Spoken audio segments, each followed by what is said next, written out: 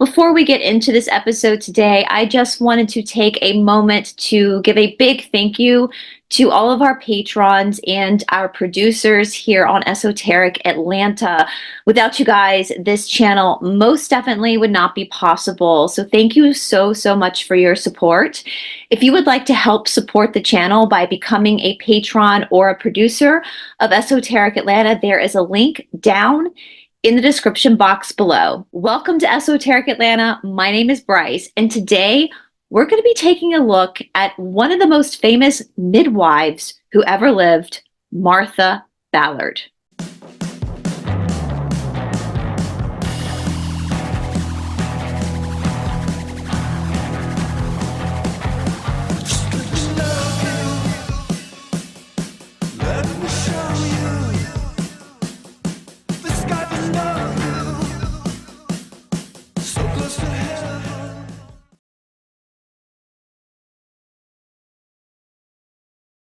All right, you guys, as we get into this episode today, I went back and forth on whether I wanted to do this as a deep dive, like a deep dive like I normally do, or if I just wanted to run this as a discussion with you guys. And I think for now, I want to do this as a discussion. Simply because there is so much going on in the world right now. As many of you know, I haven't been really able to do a lot of deep dives just because like every day's like Christmas for us right now, and there's just so much. Tamara and I, as you guys know, we are doing weekly episodes right now because, hello, like everything that's coming out. And I know a lot of us we just need to focus on the here now moment because of everything. So that is why with this episode today, I have decided to run it as a discussion because I have found this topic of Martha Ballard to be so incredibly fascinating. Now, I discovered Martha Ballard from this book, The Frozen River, as you can see. I usually read my entertainment books, non-research books in the bathtub at night, which we are going to talk about bathtubs today, honestly, in this episode. And I was given this book by my mother because it basically is kind of like a mystery, but it's also historic. And when I started to read the book, I went to look up these people because I thought surely this isn't totally fictional, even though it's written in first person, so therefore is considered a fictional look at the late 1700s in colonial America.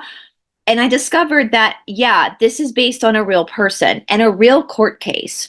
Again, this is based on the woman Martha Ballard. Now, I know, you know, we all know that Wikipedia is not super reliable, especially if you've seen some of the exposure that's happened this week alone. But I feel like for this case, we can look at Wikipedia because I just kind of want to give you guys an overview of who Martha Ballard was. So Martha Ballard was born on February 20th of 1735, and she passed away on May 7th, 1812. And she was an American midwife, healer, and diarist. Unusual for the time, Ballard kept a diary with thousands of entries over nearly 3 decades, which has provided historians with invaluable insight into colonial frontier women's lives. And those diary entries are in this book around this particular case that's actually listed here that this book is about. So Ballard was made famous by the publication A Midwives Tale, the tale of Martha Ballard, based on her diaries. Early life, I'm not going to get into that, but I'm not going to read about it, but what I want to talk about is, we're going to talk about the legal context of Martha Ballard's life, but this book, The Frozen River, is about the Foster case, which obviously was a real case that happened where Martha Ballard had to be a witness. Now, before we get into that, I just want to pull up, I think there are some statues. Oh, we have one picture here of Martha Ballard. That's from the movie. There's a picture.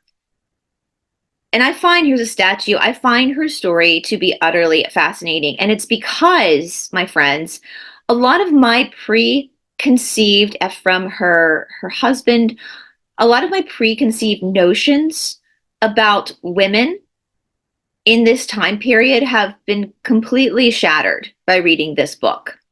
And that's what I wanted to talk to you guys about. is about the things that I've learned from reading this book. Now, Martha Ballard and Ephraim Ballard lived up in Maine, which is very, very different from where I live, right? I live down in the South, so Maine borders Canada. Now, again, Martha Ballard was born before the American Revolution. So this is what's also fascinating about Martha Ballard. In a lot of ways, her life and her timeline are very much like our own, because she lived through a period, if we look astrologically at what was happening, especially with Pluto, around the American Revolution, which was also around the French Revolution, it's identical to what we are living through astrologically now, which I think now we're at the third American Revolution is what I think. The second one happened in 1812, where we got the Star Spangled Banner from the second American Revolution. So if you think about the context of Martha's life and what she lived through, she was born to a colony that was basically a commonwealth of Great Britain. And then through her life, there was the Revolutionary War. And in this book, they do talk about the militia. This book picks up in, I think, the late, like 17, don't quote me on this. The story picks up in like the 1790s. So it's right after the American Revolution is when this story picks up, I think. Don't quote me on that. But it is after the American Revolution because that plays into this story. So all of a sudden in Martha Ballard's life, she has had this born to a colony, and then all of a sudden the colony gains its freedom. And now we're in this fledgling country. So the United States was a fledgling country for a very long time. We first had what's called the Articles of Confederation, which they do speak about that briefly in this book. The Articles of Confederation came first, and literally, in layman's terms, Cliff notes, the Articles of Confederation failed because there was so little government that there was disorder everywhere and chaos. And so they had to reconvene and create a different governmental system, which we have now as the Constitution. So they talk about that. Now, what's interesting, and the reason why the legal issues are interesting in this story is because, again, this is a fledgling country. And so you see in these towns, in the colonies, very small towns. She lives in a very small town, which a lot of people did. You know, we think of small towns now. Back then, small towns were even smaller, right? All of a sudden, we have to create this whole new judicial system because we are not a part of Great Britain anymore. And so we see the fledgling of this in this story. So now we have this issue where we're not under rule of king or under rule of constitution, and every state themselves has their own constitution.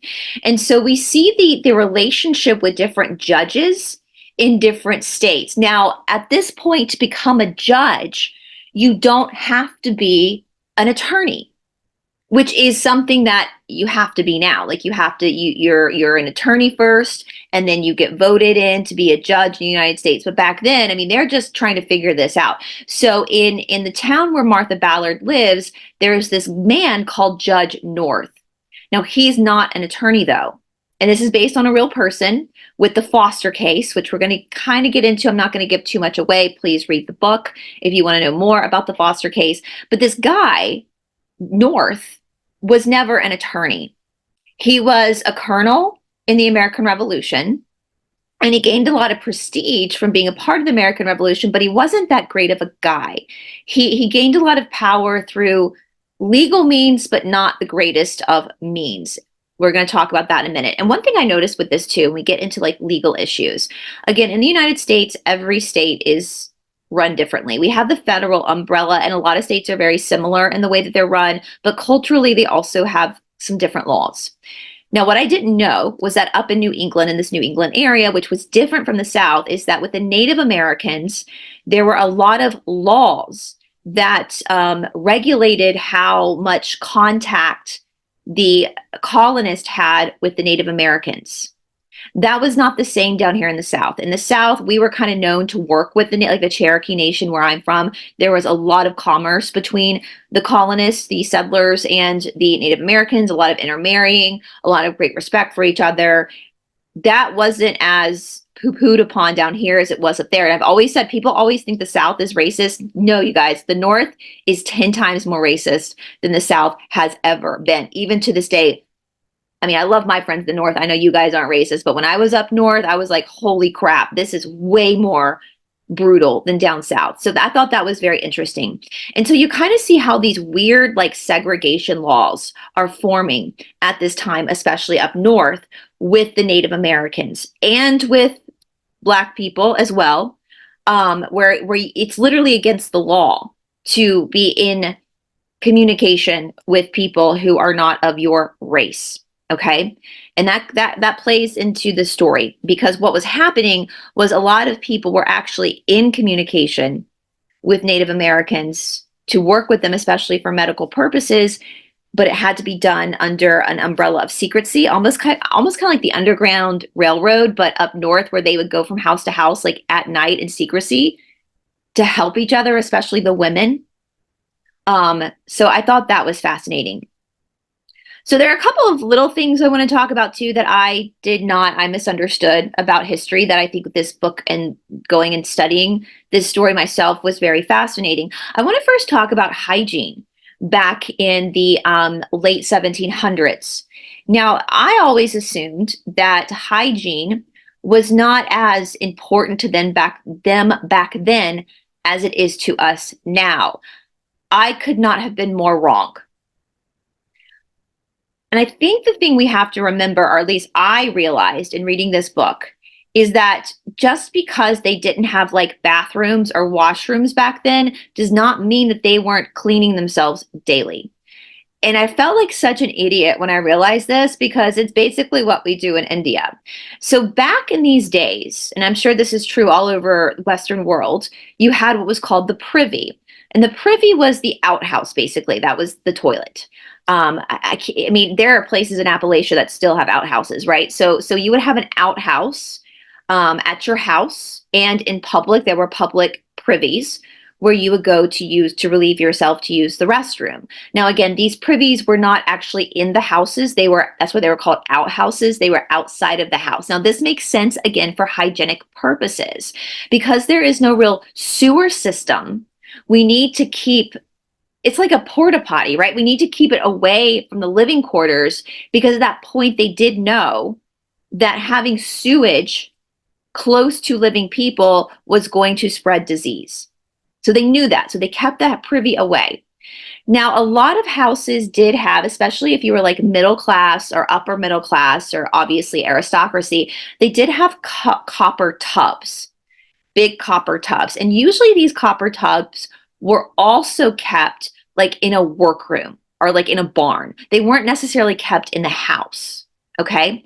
Now, these copper tubs, in my mind, before studying this book and reading more about the frontier life, the life of these people, I thought that these copper tubs were the only way that they bathed, and they would only do it like occasionally, because it took a lot of effort to boil buckets of water, bring the buckets of water out to the barn to fill up the tub.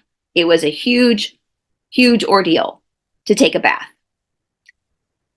No, I was wrong. Now, yes, it was a big ordeal to take a bath. And if you had a copper tub, it meant that you were middle class to upper middle class, but the copper tubs were not used necessarily for bathing. They used these copper tubs in the way that I use my bathtub today. They used them for relaxation and stress relief. Same reason. I mean, every night I take an Epsom salt bath, a hot Epsom salt bath, and I read this book in the bath to relax myself. That's what they use that for too. So their daily hygiene, now I do it daily for me because I live in 2025 and have indoor plumbing, so I just turn the faucet on. It's easy. But back then it required boiling a bunch of water and then carrying the buckets of water to the actual barn to pour the water into the cup. It was, again, a huge ordeal. So it was only used when somebody had a lot of stress going on and like needed that luxury of just like being in hot water to calm down their nervous system. Self-care, right? Now, as far as their daily washing habits, they had the wash bowl. Now, in my mind, we all know that. We all know that back in these times, every bedroom would have like a bowl for washing and like a towel on the side. Now, I assumed that that was just their face and their hands. I assumed wrong. And as my dad used to say, if you assume, it makes an ass out of you and me. No, my friends, they use the wash bowl at night to bathe their whole body. So they were bathing every single day. I did not know that. In fact, that is one of the things that makes me ugh, about history is like I'm so OCD about bathing. Like I don't understand people who don't bathe at least when like I just can't handle it. And it's so hot down here, like we get sweaty anyway, that I would be like, oh, I don't know if I could handle living back then and not bathing so much. But no, they actually in India it's called bucket washing. And that's how we bathe in India. You fill a bucket up with water, you stand there naked, and you splash the water on you, you soap yourself off, and then you splash the water off, and then you dry yourself off. It's the same as taking a shower, except for the water's not coming out the spigot, it's in a bucket. And so every day at night, when they would come home after working outside all day, riding their horses, getting mud on them, for Martha, she was delivering babies, they would bathe. They would bathe themselves and then they would put their pajamas on and go to bed. Now for hair, they wouldn't wash their hair every day, but a lot of people even today don't wash their hair every day. And women back there didn't really cut their hair, so that was a bigger ordeal. But they would wash it in the wash bowl, maybe once a month or something. I also I'm not a huge fan of Darwin, but there is one theory of Darwin's that I agree with, and that's called survival of the fittest, just because I think that's common sense. Like we evolve to survive in our areas. And I do think looking back at photographs of women or paintings of women back historically speaking, and I'm talking about Western women because Martha was a white woman. It appears that their hair was thicker than ours now. And I wonder sometimes if our hair has thinned out a little bit because we don't need it for as much warmth as they did back then, if that makes sense. So with that being said, it did appear that women had thicker hair. And so with thicker hair, it doesn't need to be washed as much. So I don't know. Love to hear your thoughts on that. So that was something that really, I had to like do a double take with that. Oh my God, no, they were bathing themselves every single day, just like we do. They were bathing themselves every single day. Every day. Martha talks about her children in this book. She had lots of children coming home and they would bathe after working outside all day at the family mill, which is customary, especially if you were a respectable part of society, which the Ballards were. They were like upper middle class, so they definitely would present themselves in that manner. Now, of course, you did have poor people, of course, that didn't bathe as much, but for the most part, they did. They bathed every day. They were aware of hygiene. They were aware of cleaning themselves. Thought that was very, very interesting.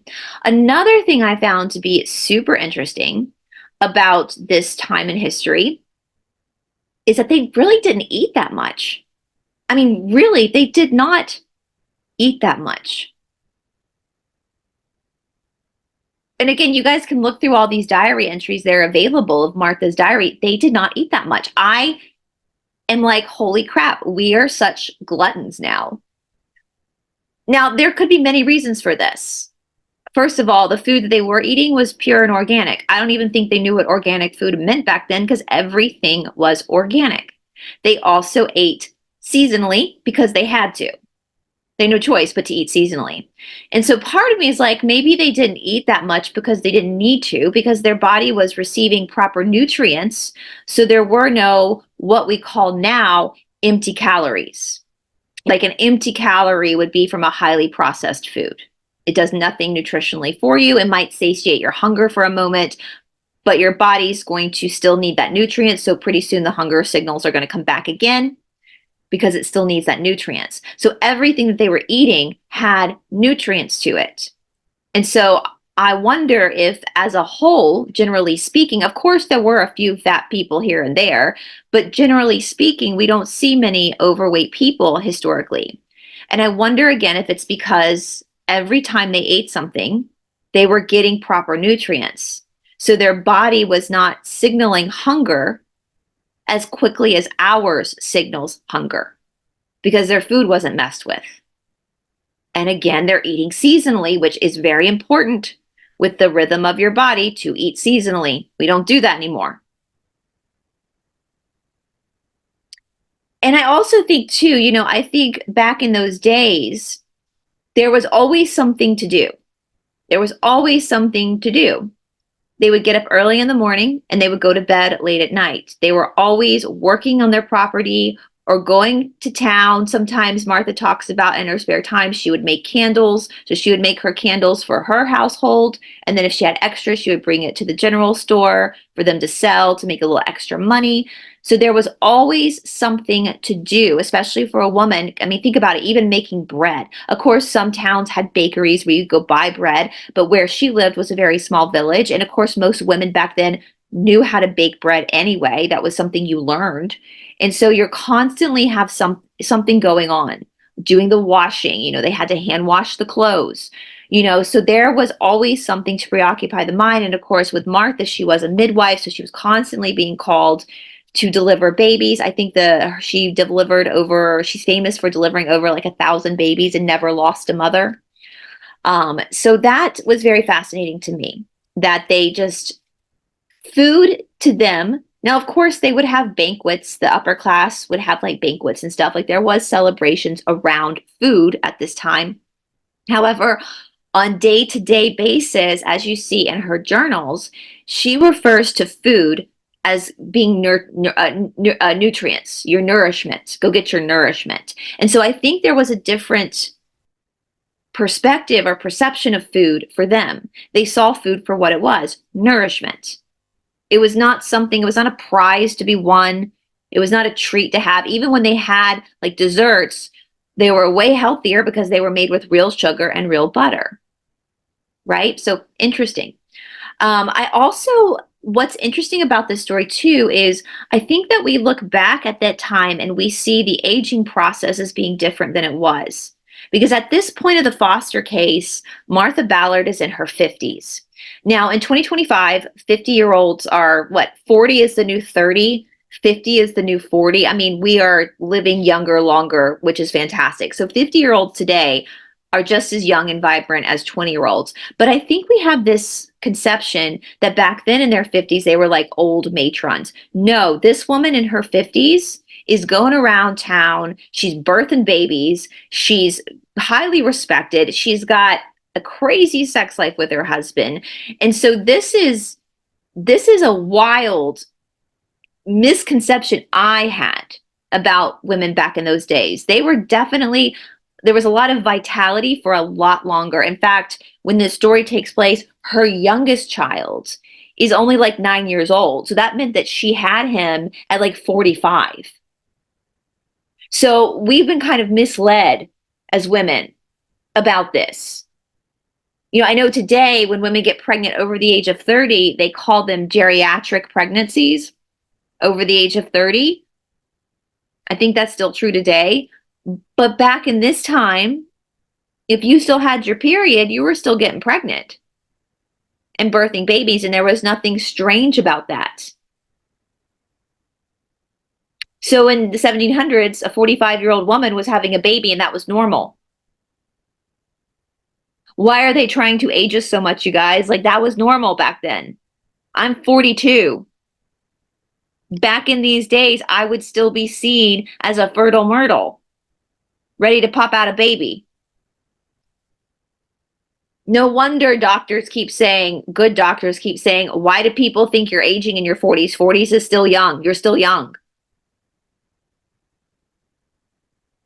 Her husband still finds her very attractive. They talk about that a lot in this book. Her husband actually sounds like Ephraim, however you say that name, actually sounds like a really great guy too. So I thought that was interesting.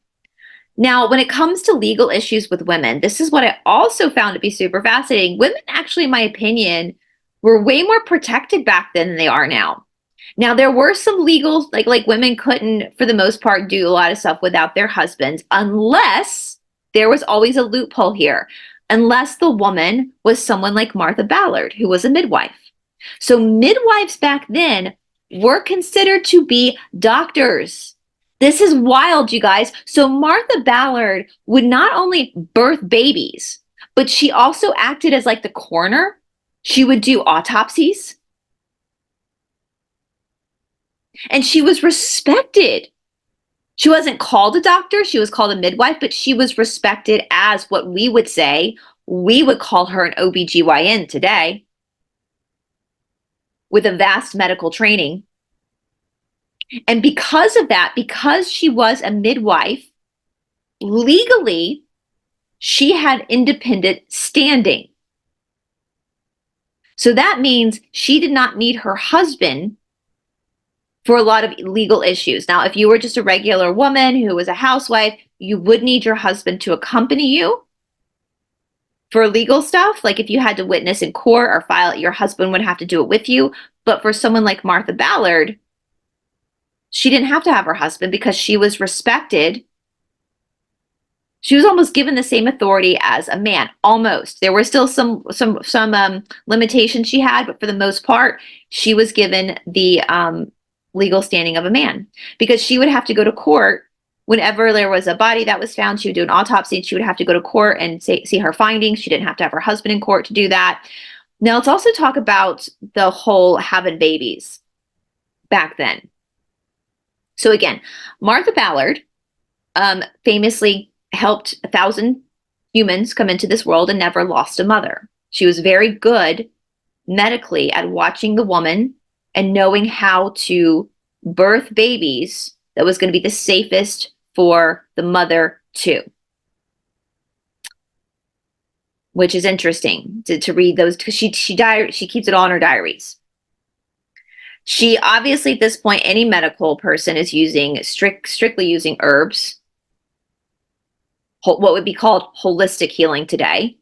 They didn't have modern medicine, and so she knows how to make tinctures. And what's interesting too is their use of brandy. They used brandy medically a lot for everyone, for children, for women, which is so fascinating, because even like growing up for me with having like a lot of hoodoo around me in the South, whiskey was used a lot. Wiping whiskey on the gums of a baby when they're teething. Hottie toddies were used with children.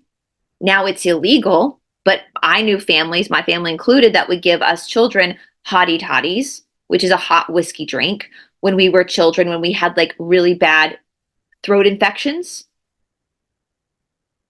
Even though, I mean, it was illegal when I was a child too, but everyone turned a blind eye because it was hottie toddy administered by the parent to the child to soothe the throat. It wasn't to get them drunk. It wasn't that much. My mother said when she was growing up, when she would get really bad period cramps, her the woman who kind of raised her, her nanny, a black woman, would bring her alcohol to soothe her cramps. So I feel like this, I know a lot of times in like the truther community, people come real hard down on the spirits of alcohol, and my thing with alcohol, when you're drinking it. Sorry guys, my boyfriend came home from work, so I went to say hello, and I was a little chilly, so I got a sweater on. But where were we? So we were talking about alcohol and brandy back in the late 1700s and its use medically. And again, this is something that drives me crazy a lot about the truther or the disclosure world, where sometimes people become fanatics and they go to extremes. And we know black and white thinking and extremes is never a good thing. And there's so many people out there that are like, we need to, honestly, with a lot of the truthers out there, you guys, they're way more authoritarian in their beliefs than the establishment is, right? It's kind of wild, like how authoritarian they are, but yet they think they're on the side of good. And that comes down to alcohol. I've seen so many like truthers really be like, this means spirits and therefore it's possession and we should get rid of alcohol. And no, what are you talking about? If alcohol, it has a negative impact on you, it affects you in a dark way, then maybe that should be a you problem. You can't then take it away from everybody else. And we see in this book and in these old midwives and their old healing rituals that they would use alcohol a lot, even with children, especially brandy. And I think there's value there. And I think that needs to be reevaluated and looked at, because for most of history, we've used alcohol for purposes, for actual purposes, not just to get drunk, but for purposes. So, anyway, when we go back to the legal standing stuff, I want to go back to like the big thing that I really want to talk about that I found super interesting with the legal issues for women at this time. Again, this was a fledgling court system, so it's interesting to see how it's changed now for us in 2025. But before we do that, hold on one second while we talk about one of our sponsors. As you guys know, my friend Paula and I have opened up the Esoteric Academy. This is a virtual mystery school, and we are still in our soft launch phase. On this mystery school, we have a website full of all these different courses and exercise classes that you can take to help you activate your chakras and get into your true spirituality. We have forbidden podcast interviews with different people who are big in the holistic healing community. We also have courses like over the Bhagavad Gita, the alchemy of movement, Ashtanga yoga, paths to God, the academics of spirituality. There is so much on this course, including monthly live calls and monthly live classes with both Paula and me.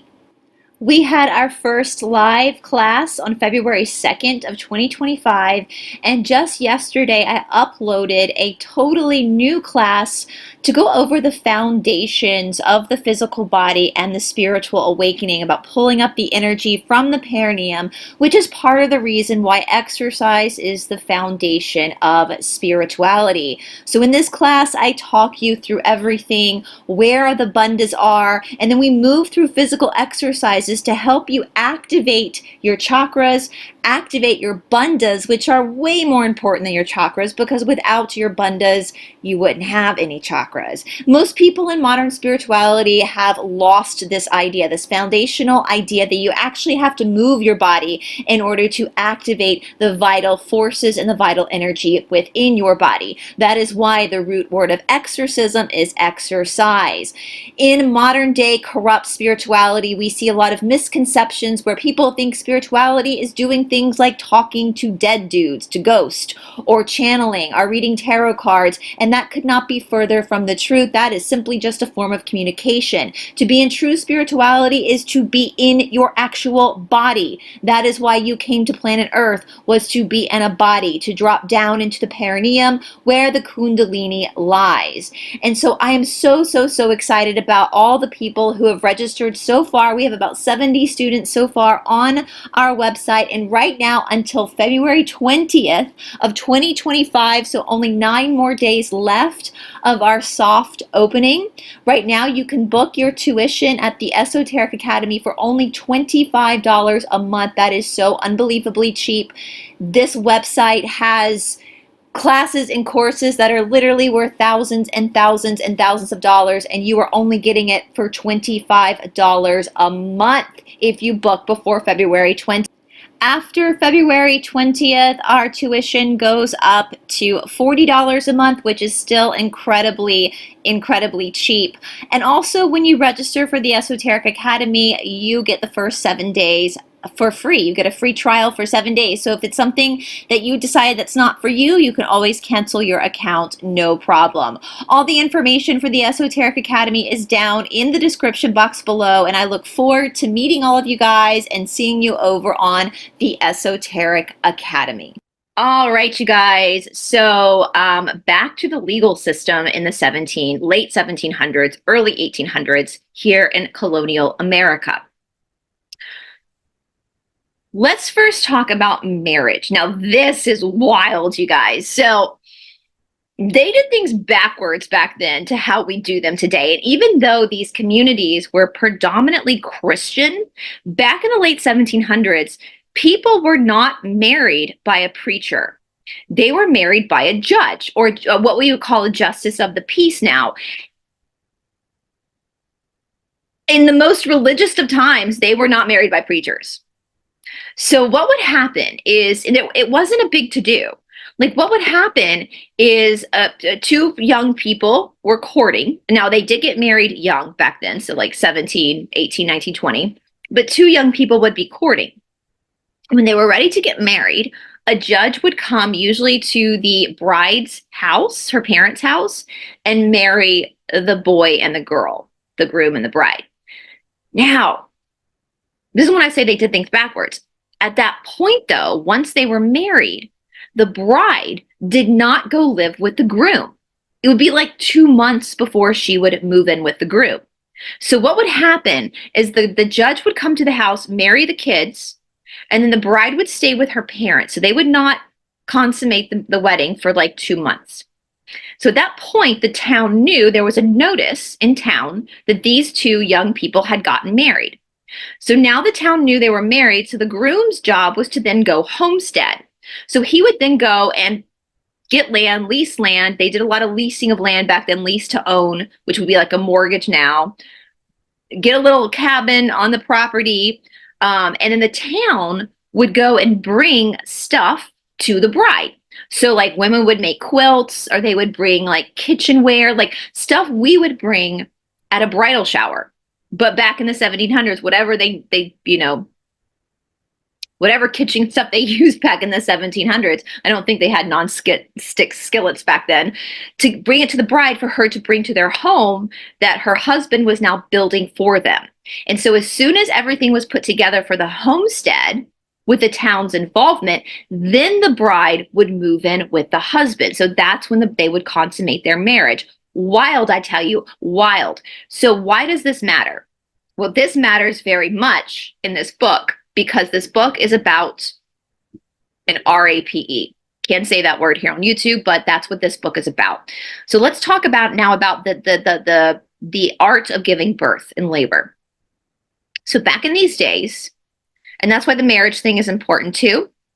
Back in these days, if a woman were to give birth out of wedlock, the child was then labeled a bastard. I hate using that word, but that was the legal term for the child. Now, it was illegal to have a child out of wedlock. So this becomes a legal issue. So here's what would happen. The mother was always fined by the court for doing this, for having a child out of wedlock. She would have to pay a fine to the court. Now that, she could pay it off over time. But the midwife was responsible for getting the name of the father from the mother. Now, they had this belief that Martha actually writes about in her journals, because she even says it's kind of stupid, that these men think that when a woman is in labor, that she's going to be more apt to speak the true name of the father. So like she's in so much pain that she's just going to yell the name of the father's name out. Like that was their thinking back then. And Martha in her book is always like, her diary, she's like, these men are so stupid. They're so stupid. But a lot of times the women, excuse me, after the baby was born, a lot of times the women would confide into Martha who the father was. And so Martha would then have to go to court with the woman. The woman would be fined for having a child out of wedlock. And then the mother and the midwife would give the name of the father. And that's all they went off of. So there was no like DNA testing back then. There was none of that.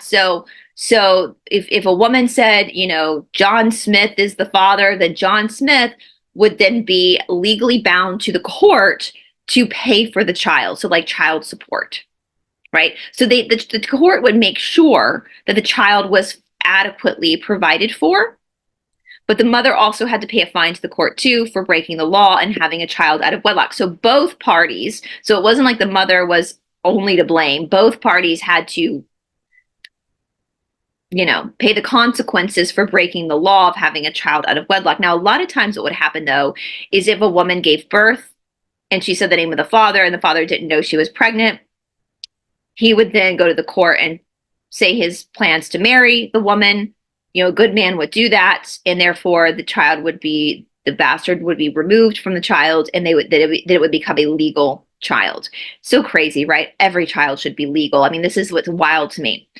Well, okay, so when I talked about the marriage thing, where the woman would have usually wait like 2 months before moving in with the man, it's kind of funny because in the diary, she talks about how you always knew that a young woman was probably pregnant when she would marry and immediately move into like the shack her husband lived in, like wouldn't wait the 2 months for the goods to build the house up because she was probably already pregnant and she didn't want to have the be scrutinized by the courts. And so if she just kind of broke custom and just went and moved in with her husband right away, it was so when she popped up pregnant 8 or 9 months later, having a baby or had a baby 8 or 9 months later, then the courts wouldn't, they couldn't scrutinize it too much, right? So I think that's very fascinating too about how that was covered back then. Now, when it comes to RAPE, the penalty for RAPE back then was, again, I have to be careful, we're on YouTube, was unaliving by this. So they punished men a lot harder back then for that than they do now. Now, here's the problem. Well, it's not really a problem. I actually think this is quite good. They needed proof. They needed evidence that that is what happened. So this is where midwives came into play too. So if you were a woman and you were brutally RAPED'd by a man, right after it happened, your legal responsibility was to call for the midwife. So that meant you would have to get on a horse or get somebody to go on a horse and go to the midwife's house and get her. So the midwife could come give you an exam and chart down every single laceration, bruising, what was happening down below, the date, the time you were called, and then that becomes admissible in court. Now, of course, back then, they obviously did not have any kits to test or DNA testing. They didn't have photographs to take pictures of so it really relied on the detailed examination of the midwife. That's why the midwife, again, unbeknownst to me, midwives at this time were not just about delivering babies, they were also doctors. And so you would go to court with the midwife and you would tell the court who hurt you. And the midwife would also bear witness to this and hand over her diaries to the judge, where she had everything documented about what she witnessed and what she examined within you as the victim. That was the evidence. So, and that's pretty much what got men on the noose, right? But if you as the victim did not go to the midwife right away, you were probably not going to have charges brought upon the other person. Yeah.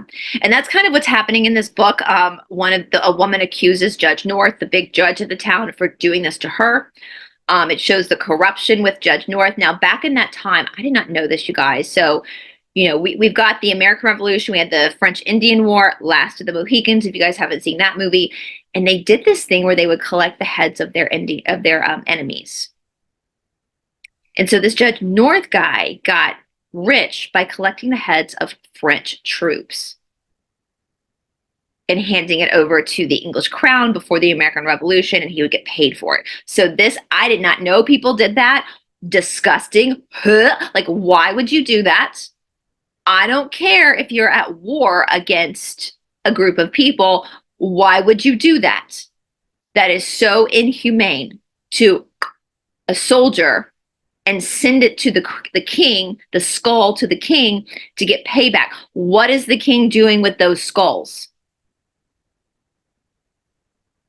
Like, how come nobody talks about this part of history? That's disgusting and that's disturbing. So again, you guys, so those who are not familiar with the history they teach us here in America, again, we question a lot of our history now, but when the colonies were being settled before the American Revolution, there were 3 big empires from Europe that were fighting over land. That was France, England, and Spain. Spain was the biggest one that came in first and brought horses over here and really, Christopher Columbus, Ponce de Leon, like all these people, these Spanish explorers. And Spain and France and England have always have been enemies and had alliances. Spain at that point sent their daughter, Catherine of Aragon, to marry Henry VIII, and they were in a political alliance. And then so it became these two empires against France for this land. We know we have French Canadians, and then we have a lot of French in Louisiana, which at this point in the story, Louisiana was not a part of the United States. In the early 1800s, Louisiana Purchase happens. So there was a lot of friction before the American Revolution. There was a lot of friction on this soil, specifically between England and France. So the French Indian War, that was a battle between England and France. So a lot of the colonists, especially in this area, were of English descent. And so they fought for the crown. Yeah. Again, now if the French had won that war, if the French had won that war, not the English, I would be speaking to you in French right now. Now, what's fascinating in learning about this in this book and then going and doing the research myself is how much hatred the people up in New England, the settlers in New England, had towards the French. Now, Martha, she doesn't seem to be, like, in her diaries, caught too much up in that. Like, she seems like a person who really can't be bothered by someone's nationality. And she also talks a lot about the Native Americans that she works with under the sly. So she seems like she's like one of us, where she really doesn't give a shit. Like, if you're a good person, you're a good person. If you're a bad person, you're a bad person. Does not matter what the color of your skin is. Does not matter what nation you take allegiance to. If you're a good person, you're a good person. It doesn't matter. And that kind of seems how, like, just from reading through her diary entries, that kind of seems how, like, what Martha was like. And I would imagine that a lot of people were like that. Just everyday people just working, trying to survive, didn't really care. As long as you were good, it doesn't matter. But like people like Judge North, who was a real person who did this, freaking wild. Now down here in the South, now even though the colonies are all English, I've said this so many times before, my last name is Watson, I do have English in me, but I'm dominantly English, French, and German. Those are my three dominant, like, heritage from Europe. I have a little Greek in me too, but those are the three big ones, are France, England, and Germany. And genetically speaking, France and Germany are very similar in their Germanic roots, right? Now, down here in the South, again, I've said this before, especially when we were looking at the deep diving into the Bourbon family and all that, those conspiracies. There are a lot of French people that settled in the South just to get away from Catholicism. So the southeastern part of the United States, even though it was predominantly English ports, a lot of French people would come in here because they were Huguenots and they were running from the war of religions happening over in France. And so you have a lot of people like me who have a lot of French in my blood because my ancestors came here to the Southeast because they were Huguenots. And when they got here, they didn't speak a lick of English. Yeah. But there were communities around that spoke predominantly French here in the Southeast, and then over time, obviously, the language was learned. Like, my first name, Bryce, is my mother's maiden name. That is the English pronunciation of Bryce, but the English spelling of Bryce is B-R-Y-C-E. However, the French spelling of Bryce is B-R-I-C-E, and it's actually pronounced Brice. So my name is actually Brice. But I call myself Bryce, and my mother, her last name growing up she called herself a Bryce because over the centuries of being here, they adapted the English pronunciation, even though they were French. In Charleston, where my mother is from, there's a French Quarter, just like in New Orleans. There's the Ravenel. There's a lot of French places in Charleston, the Ravenel Bridge. You see that influence of French Huguenots. My dad's mom, I've done a whole deep dive into her family. I'll tag that below. The Bennetts, she went by Bennett, Marianne Bennett, but the way it's spelled, it's Benet, like Jean Benet, like the little girl, Benet. Now, her ancestors did come up through New Orleans and into Georgia because they were also Huguenots. So they came in up through New Orleans, which was Catholic, and then quickly scurried over to the English land to be safe from the Catholics, even though they were French. And of course, when you are a French, person seeking asylum in the colonies because of your religious beliefs, even though you don't speak English, you do start to quickly adapt English customs. You all of a sudden start to see very English names. You go from seeing like very French names in your family lineage to all of a sudden there's all these English names because they're giving their kids names like William, Stanley, Spencer, like these very English names and they start to pronounce their last name in the English pronunciation in order to create more of a cohesive unity with their community, even though they are technically French. I hope that makes sense. So I thought that was really fascinating. The difference between New England and the Deep South and their relationship with the French. Where down here in the South at this time, French people are immigrating like crazy into the United States, into the southeastern United States. But up north, a lot of people, not everyone, but a lot of people really hated the French. And in fact, a few decades earlier, people like Judge North had gone around collecting their skulls. I'm trying to be careful and tactful how I say that. He would their heads and send the skull over to England for money, blood money.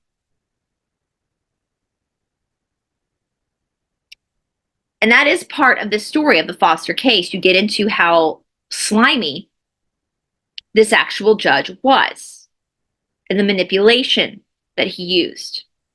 I'm not going to tell you what happens. You have to read the book for yourself, or you can just look at the historical documents. It's not a surprise when you know the history. So I thought that was super interesting as well. Like, again, the whole narrative around the South being racist. And yes, there are, I mean, there are racist people everywhere. And of course there is racism in the South. Again, it's everywhere. But the complexity of racism in the North is gobsmacking, or the history. And I know we have a lot of people from the North watching out. You guys know I'm not talking about you. I'm talking about this narrative. Like, I never understood it. Like, when I was in France, I spent some time in France when I was like 17. That's the first time I really went off to Europe by myself. And it was some people from my school. There was also these French Canadian kids that went with us, and so we kind of all hung out together, which was great because they could speak French and stuff. And I learned a lot about the French Canadian culture from them when we were like kids, when we were teenagers. And they talked about like how there's like and my Canadian friends can comment this in the comment section, that there's kind of like this prejudice sometimes against French Canadians, and that was always really baffling to me. Like, why? Because down here in the South, we all merge together. Like, down here in the Deep South, first of all, it's too damn hot to care. Like, it's too damn hot. Like, if you're in an area of the world where you actually give a shit and you have these prejudice against other types of people, maybe you live in a place, maybe you need to move down south where it's a little too hot, because you're not going to give a shit. If it's too hot, doesn't matter. Like, whatever, we're all sweating, you know? I just, I don't know. I found that as an American myself, I find that being one of the most fascinating parts of being American, is that I have all these different lineages within my own DNA, and they're all valuable. Just because my last name is Watson does not mean that I'm predominantly English in my genetics. That's just the last name of my father.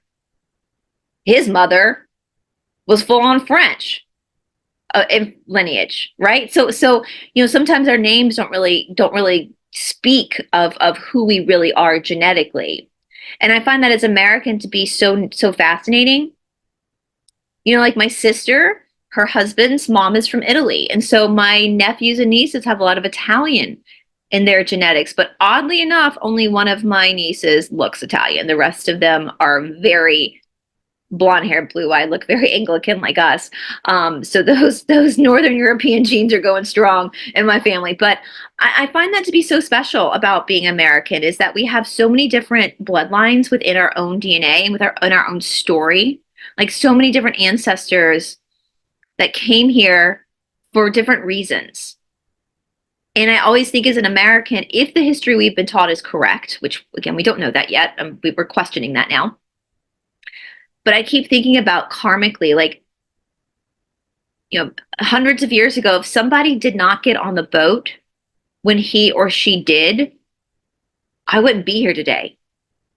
So this domino effect of, like, if one of my ancestors from, let's say, France, since we're talking about the French Indian War, if some of my French ancestors decided to not leave France, if they at the last minute decided to stay, I wouldn't be here today.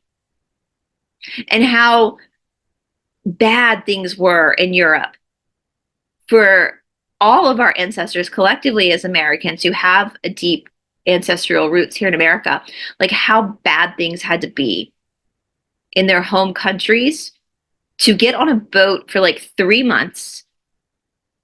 Or a lot of people didn't survive that boat trip. There was sickness, there was all sorts of stuff. And to get to a land that you don't know this land.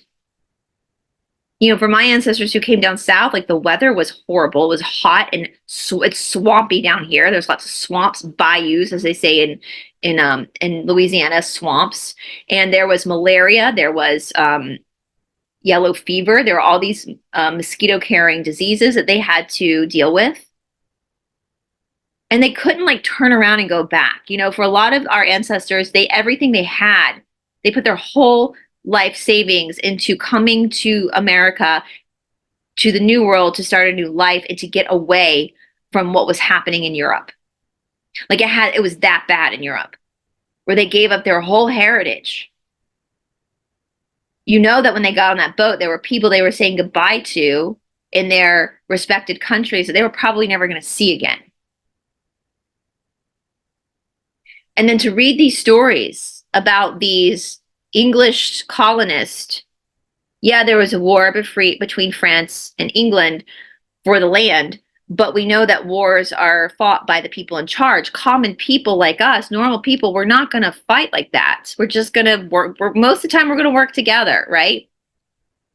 So we have these soldiers that are doing what they need to do for their respective monarch. But then we have these other people within these armies that were going the extra mile. It wasn't required that you remove the head of any fallen. That wasn't required. But you have people like Judge North that would do that, would literally do that. I would throw up. Could you imagine doing that? Looking into the eyes of a person that's just lost their life and doing that and then sending it to the crown for money? Like, and then for them not to tell us that they did that back in school growing up, that was a thing, like the humanity, like where were the, I say that, but then of course, reading Martha's diaries, there was lots of humanity back in those days. There were lots of people like Martha who had humanity within them. Her diary entries, she talks about other people in the town. She talks about a woman in the town who had a child out of wedlock. And the father never stepped forward, and the way that this woman was treated by the town, and then a bunch of women take her in, including Martha, and they teach her how to read and write, and Martha's training her, and so there were people who had that empathy for other human beings. We see that all throughout history, but then we have these like malicious people. I guess they're organic portals. They have no souls who do shit like that. Like how can you stand on a battlefield and see a person? It's the Bhagavad Gita, right? Look across the battlefield and see a human being. They might not speak the same language as you, but they have a heart, they have a liver, they have lungs, they have hair, they have eyes, they have a wife, they have a child, just like you. They're serving their monarch just like you. We're all stuck in a shitty situation. And then to think that people like Judge North were doing that to the French troops from the French Indian War, and then to turn around and in the American Revolution, the French being like, we're going to come help you. We're going to come help you, America. We're going to come help you, colonists, you patriots. We're going to help you get rid of England so you can be an independent state.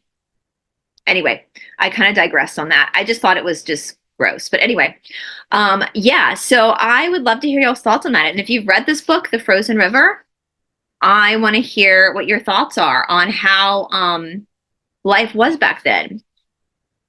Again, going back to RAPE, in a lot of ways, it was very easy for women to get justice back then if you acted quickly and got the midwife there to write down everything that happened. But then how many men were accused of that who didn't do it and work for it?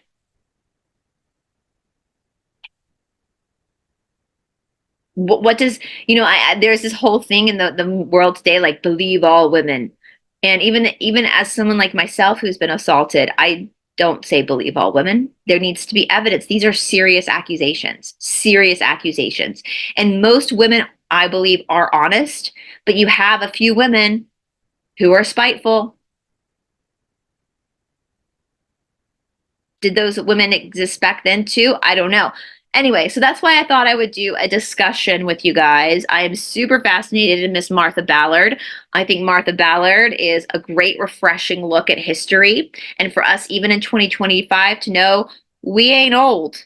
They lied to us about women's health in history. Like, these women were badasses in their 50s and their 60s and their 70s in these stories. These women were like working and like having spicy, intimate lives with their husbands.